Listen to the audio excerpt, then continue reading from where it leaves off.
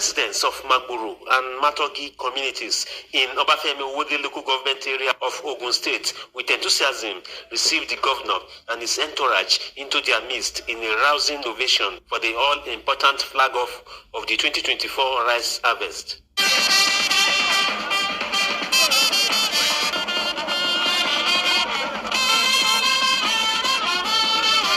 Ogun State Governor Dapo Abiodun believes that the state has not only become one of the rice-producing states in Nigeria, but is also fostering economic development by creating jobs for residents of the state. It remains a vital tool for employment generation and wealth creation.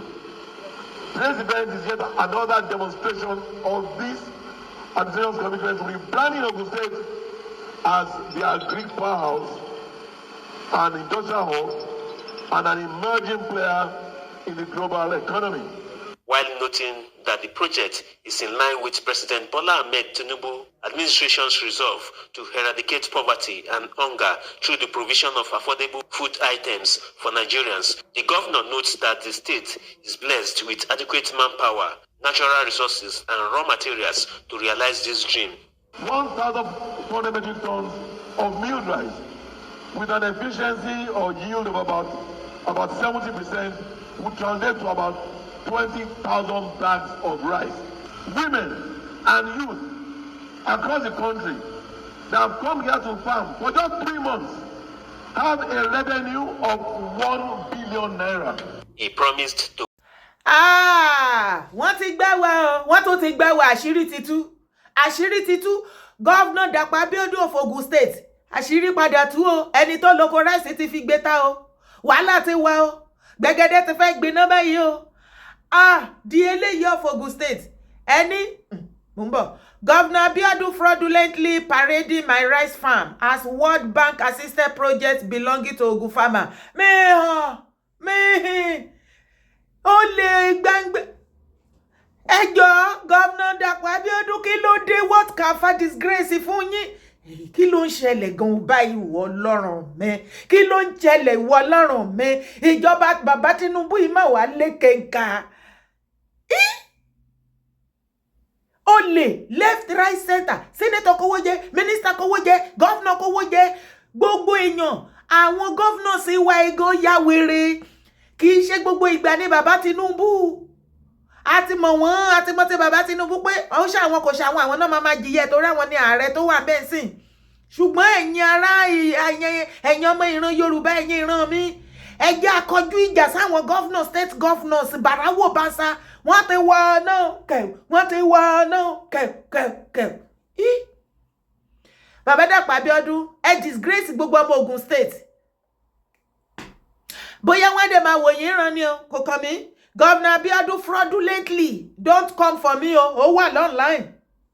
Governor, before kó tó máa lọ kọ sí abẹ́ comment section, I like your video before, but now lè má like it now. Òtítọ́ ọ̀rọ̀ ni máa sọ. Ohun tí wọ́n bá gbé sí online tí mo rí, òun ni mo máa wí. Mi ní lè lọ fabricate irọ́ wá. Tó bá dẹ̀ jẹ́ wípé ó kan èèyàn títí ẹ ní ìgbà yẹn, tó bá kan èèyàn tí ò ń ṣe títí ẹ, like program dára. Ṣùgbọ́n tó bá ti kan èèyàn títí ẹ, ìgbà yẹn náà ní like dára. Ẹ dẹ̀ lẹ fẹ́ kí ìkan kó látúnṣe. Kò lè látúnṣe tó bá ti jẹ́ wípé ẹ máa ń jojú.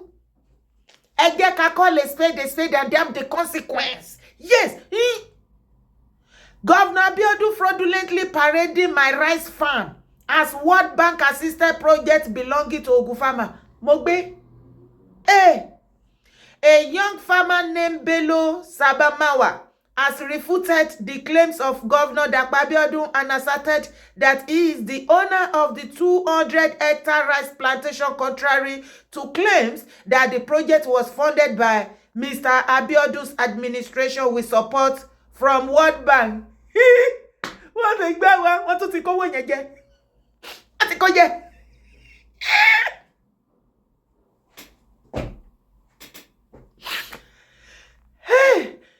Àṣírí ti tú o. Governor Dapo Abiodun di eléyìí of Ogun State, wọ́n ti gbá gbogbo ọmọ ilẹ̀ Yorùbá, wọ́n ti gbá ọmọ Ogun State.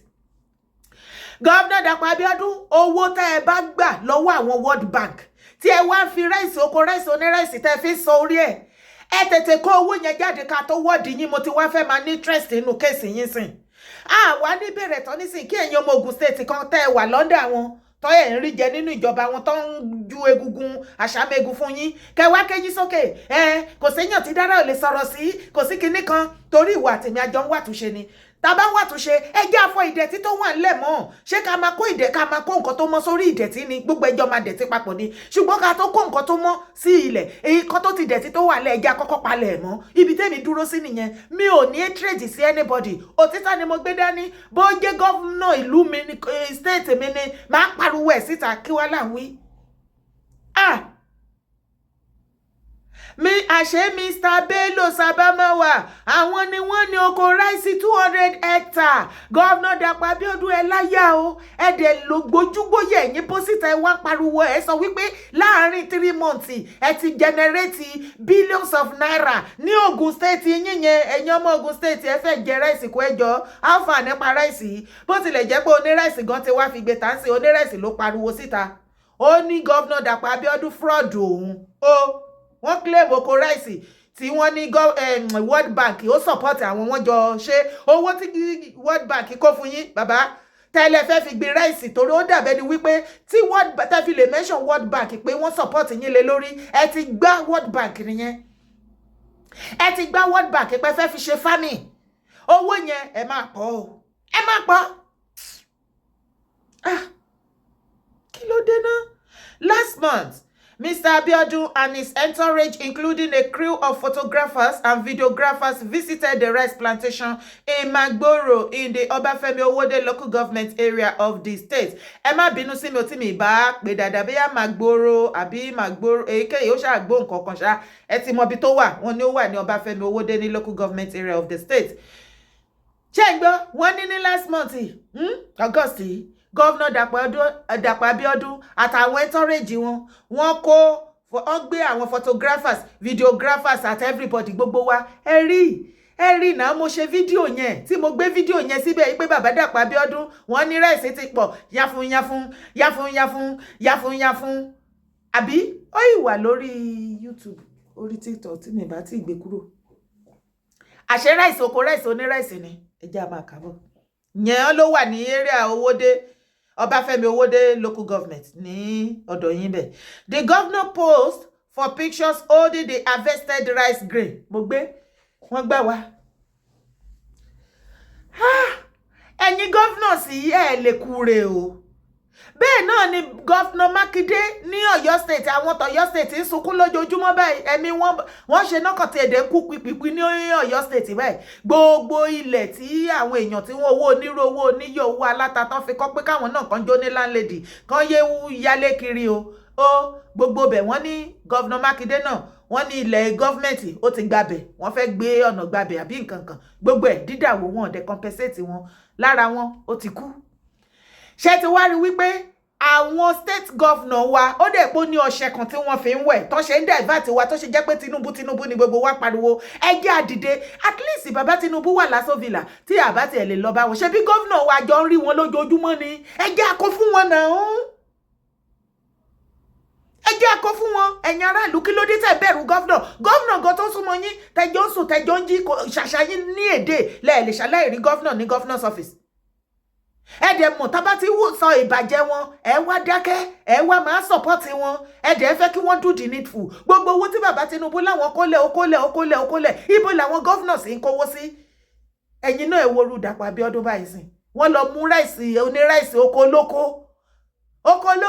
wọ́n lọ fi post wọ́n dé bẹ̀rù ẹ̀dẹ̀ gbé fídíò yẹn ẹ̀dẹ̀ circulate káàkiri gbogbo àgbáyé kí wọ́n rí o wípé ìṣe bẹ̀bẹ̀ lẹ́yìn Governor Abiodun ẹ̀yin nù wọn lọ́nu. The governor posed for pictures holding the harvested rice grains, while his media team parroted claims that Ogun has joined states such as Lagos and Bayelsa to grow local rice, raising expectations among residents for rice to be available at affordable price. Wọ́n ní last month Governor Dapo Abiodun ẹ ṣá rí fídíò yẹn tí wọ́n mú ráìsì tí wọ́n ṣe fídíò yẹn tí wọ́n da ráìsì tí gbogbo ẹ̀ tó ṣà ń sọ tí bàbá yìí tí Governor Abiodun sọ pé ẹ̀yin Ogun State ẹ ti kú oríire àwọn náà ti ní 200 hectares of rice farmland o ipe ráìsì ni àwọn náà ti dàbí ti Lagos State àti Bayelsa tí wọ́n ní big farm o wọ́n wá sọ ńgbà yẹn pé àsìkò ti tó tẹ́ máa ra ráìsì ní cheaper price ní the whole of Ogun State yàfùyàfùn àṣerọ́ ni àṣokolóko ni. But Mr. Zabarmawa, a special advisor to Kebbi State Governor, debunked the claim saying the rice farm was his project.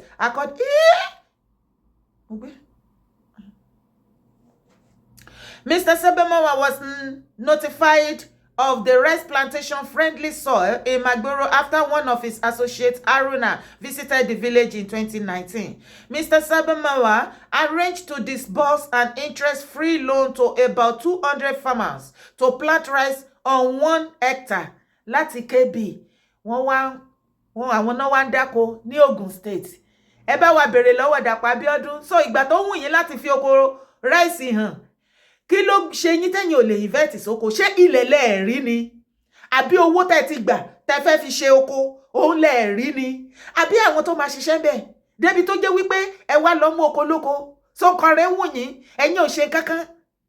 Kò sí kí bàbá Dapo Abiodun kí ni nǹkan gan tẹ́ èrè wo gan ní iṣẹ́ wo lẹ ti wá gbé ṣe fún àwọn ọmọ Ogun State? Èrè wo lẹ́yìn ọmọ Ogun State jẹ nínú ìjọba Dapo Abiodun? Ó yẹ máa bá mi kọ́ níbi comment section. Wọ́n ti gbé ẹ̀yin o. But given it was an enormous expanse of the land and project that community members, including the village monarch, welcomed with joy, Mr. Zabarmawa was encouraged to seek the government assistance. He paid 6 million. Ẹ wá gbọ́ àlàyé yẹn o. Máa yí Mr. Zabarmawa láti Kebbi, òun náà ló discover abẹ yẹn o ní Ogun State. Wọ́n dẹ̀ ló lọ sí village yẹn. Lọ́dọ̀ ọba tó ní village ibẹ̀ yẹn. Wọ́n lọ ṣe normal thing to láti lease ẹ̀, láti yá ilẹ̀ lò, kì í ṣe pé wọ́n dàṣì wọn. Wọ́n ní he paid 6 million naira to secure 220 hectares on lease and register it with the Young Service Grow using Alubarika farm. Ṣé ń gbọ́? Mr. Zabarmawa ló lọ some 6 million fún 220 hectares of land tí wọ́n lease, wọ́n yá. Tán sọ fún àwọn tó yá wọn nílùú yẹn. Wọ́n dẹ̀ register ẹ̀. Wọ́n pè ní Young Service Grow using Alubarika farms. Ohun tí wọ́n pè nìyẹn. Gẹ́gẹ́ bí ẹni tó lóko yẹn Zabarmawa bó ṣe ń ṣàlàyé. He continues, he admitted that the Ogun State government supported the project by paying 50% of the cost of clearing the ground and supply fertilizer.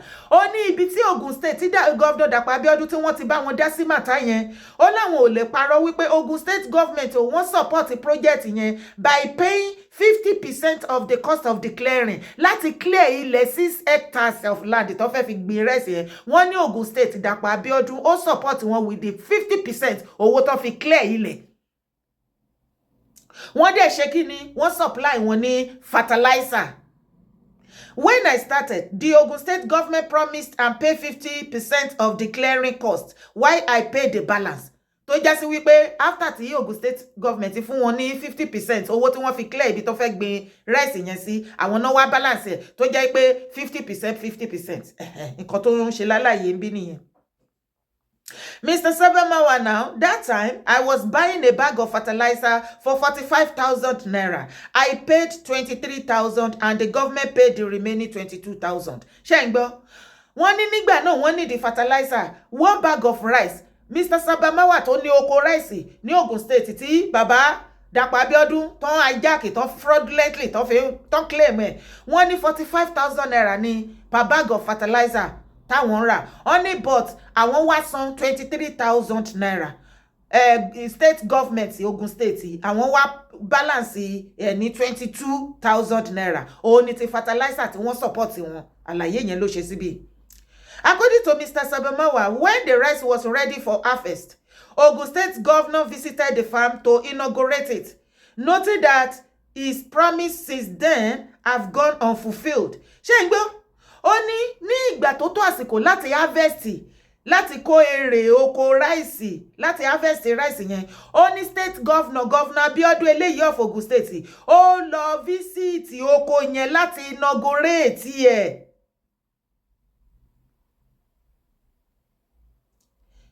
Ó lọ inaugurate ẹ̀ nígbà tí wọ́n mọ̀ wípé gbogbo promises tí wọ́n ti ṣe fún ẹ̀yin ọmọ Ogun State, Mr. Governor eléyìí of Ogun State Dapo Abiodun wọn fulfill gbogbo promise tán promise yín. Ìgbà tó wá lọ inaugurate rice oko olóko, ìgbà yẹn náà gbé photographer àti videographer tí wọ́n wá claim bẹ̀ yẹn wọ́n yí mọ́ wọn lọ́wọ́.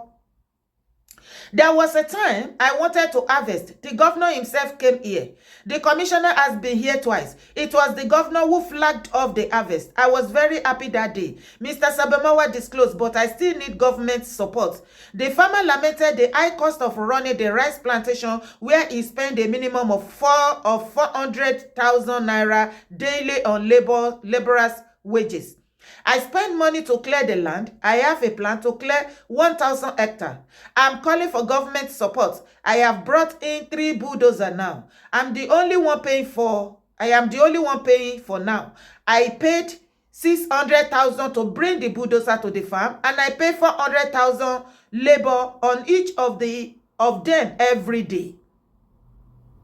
The farmer said he gave out loans between 4 million and 6 million to about 60 farmers and solicited support from the government so that we can meaningfully engage our youth who don't have work to do. Ẹni ìmàdá ara kebi.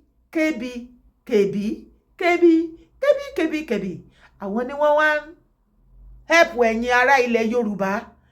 Gbogbo governor Yorùbá tẹ́ ẹ bá fẹ́ wọná, gbogbo owó tẹ́ ẹ kó tí ẹ bá bá bọ́ síta nísìnyí wá máa kówó wálẹ̀ ẹ wọ̀nà. Abẹ́lẹ́jọ tí bàbá olódòdé ní ká ṣáà máa di state governor mú, ká máa di state governor mú, àṣà ti bá yé ilẹ̀ Yorùbá jẹ́ lẹ́yìn no single one project. Ṣé bá ti ẹ̀ rí bàbá Jídé Sanwó-Olú ní Lagos state oúnjẹ Èkó ẹjọ́ Èkìtì ibẹ̀ yẹn kàn dákẹ́ lọ ṣalalu. Àfi festival ni mo kàn gbọ́ pé ẹ̀ ń ṣe, àtijọ́ tẹ́tí sọ festival ẹjọ́ lẹ́yìn festival tẹ́ ń ṣe kò sí nǹkan míì tẹ́ tún fẹ́ rí ṣe ní Èkìtì. Torí àtìgbà tí bàbá ṣe Adébánjí ni Abọ́lábánjí tẹ́ ti wà bẹ́ẹ̀ kò sí nǹkan ẹyọkàn bẹ́ẹ̀ tá a gbọ́ tẹ́ ṣe bẹ́ẹ̀. Ṣé wọ́n pé owó dọ́dọ̀ ti yín ni? Ṣé kò sí ilẹ̀ ní kẹ́yìn náà kẹ́ invest apariwo kí gbogbo ẹ̀yin state governor kẹ́ invest sí farming irọ́? Lẹ́yìn ìgbà tá a pariwo tẹ́ ẹ̀ ṣe àwọn individual wa lọ ṣe ẹ̀yin wa lọ claim ẹ̀ ti wọná.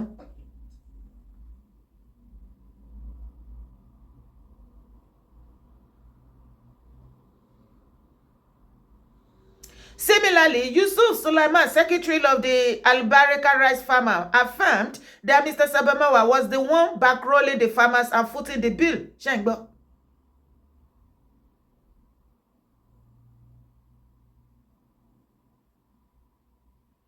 A Bureau de Change operator turned farmer, Abu Garba, said he was a beneficiary of Mr. Zabarmawa's benefits, stressing that he received a 5 million naira loan to start rice farming in Magboro and was able to harvest 500 bags of rice. Can you imagine? Ẹjọ́ kí ló dé tí bàbá Dapo Abiodun tí àwọn ò lè tán lè fún àwọn èèyàn ní loan. Kàn invest sí farming, kàn encourage wọn because àti pẹ́tipẹ́tipẹ́ tí mo tẹ́ pariwo kíní kí ẹ̀yin governor kẹ́ ṣe kíní. Mr. Abiodun's statement when inaugurating the harvest implied that the rice farm was solely the project of the Ogun State government with support from the World Bank. In this place, I have 12.5 hectares of land, and all we have farmed is 200 hectares that yielded 1 billion naira from 200 farmers. From here, I can feed the rest of the country. We will scale up this project immediately from 200 to 2,000 hectares and generated 30 billion naira in revenue, Mr. Abiodun said.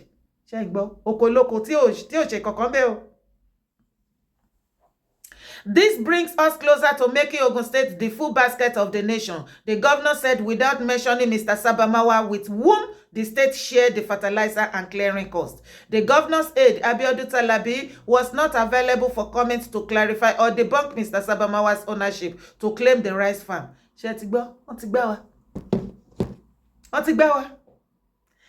Baba eléyìí of Ogun State. Abálájọ tó sọ wípé Mr. Ọ̀fọ́n yín. Èmi kọ́ ni mo sọ bẹ́ẹ̀, don't come for me ni o. Èmi kọ́ ni mo sọ bẹ́ẹ̀ o, wá fẹnu ara ẹ gbọ́ fúnra lára ẹ̀ náà. Minister of Fun, mi rè pon mention of fun be. Eléyìí tó jókòó lẹ́yìn mi Dàpọ̀. Ṣé wàá lè sọ kó lè di ìjáde gómìnà tí ó bá ṣe mí?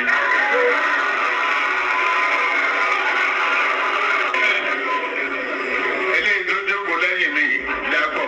Ṣé wàá lè sọ kó lè di ìjáde gómìnà tí ó bá ṣe mí?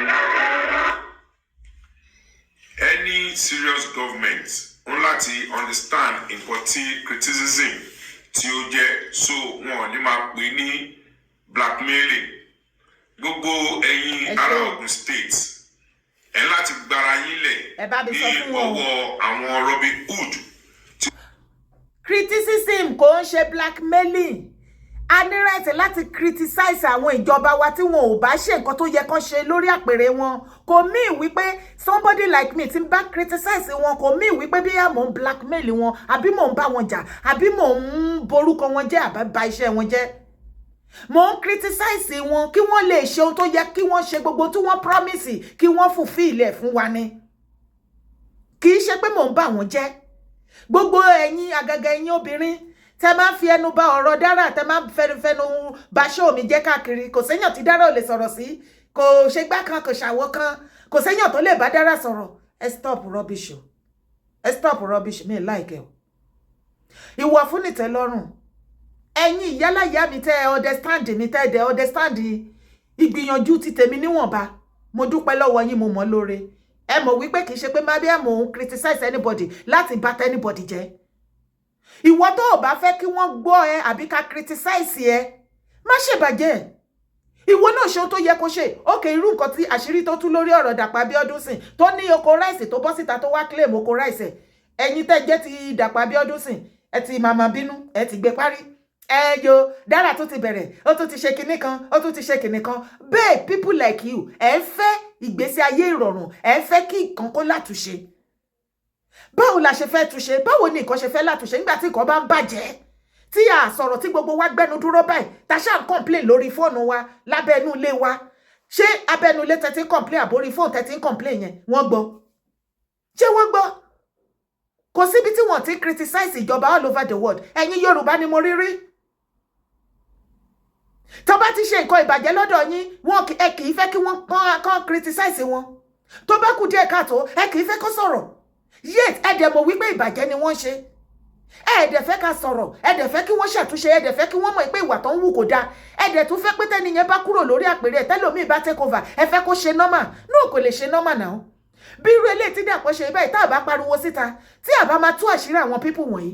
Ẹ jọ̀ọ́ nítorí Ọlọ́run, ìmíì tó bá fẹ́ take over, ó máa ṣe worst ju tí wọ́n lọ. Báwo lẹ ṣe wá fẹ́ kí ilẹ̀ Yorùbá kó gbà túnṣe nígbà tẹ́ ẹ bá fẹ́ jẹ́ ká sọ̀rọ̀? Ọ̀rọ̀ yín ò yé mi o. To be honest with you, so many times I ask myself, wọ́n ti ní ìjà ẹ̀yin ọmọ Yorùbá, ó ṣòro gbé. Ọ̀rọ̀ yín lágbára gan ni. Kí ló dé náà? Kí lẹ fẹ́? Yorùbá kí lẹ fẹ́?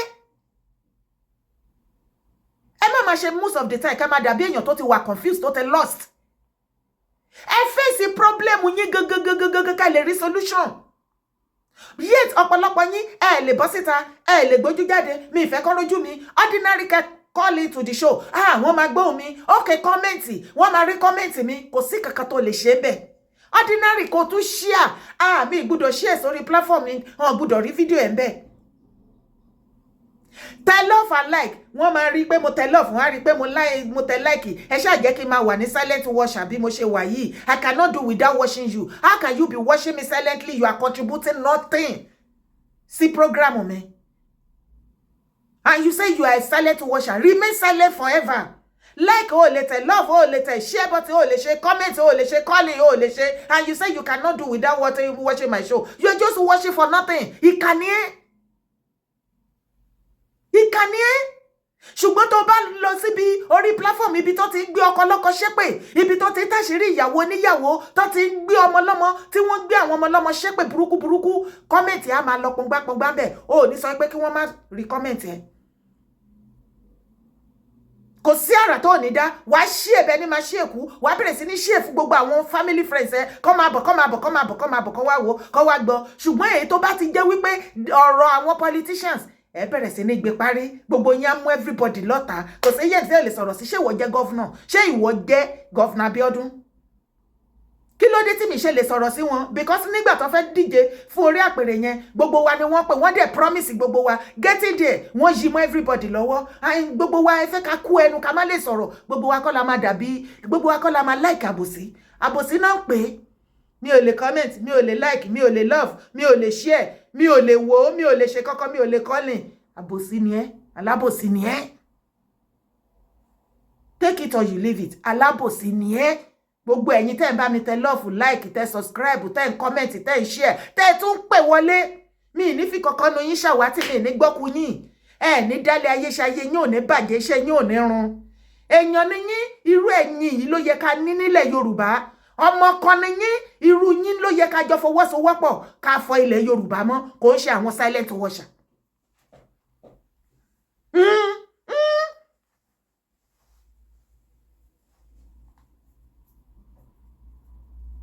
Tí fídíò ìbá dọ́dọ̀ ẹ jọ nítorí Ọlọ́run mú tẹ̀gàn kúrò ń bẹ̀ o like mi ò like mi kò káyé mi ìmọ̀ ẹ rí mi mọ̀ bóyá o like mi ò like mi kò kàn mí ilẹ̀ Yorùbá ni mo ní kó jẹ́ ká jọ fọwọ́sowọ́pọ̀ ká ṣiṣẹ́ lé lórí.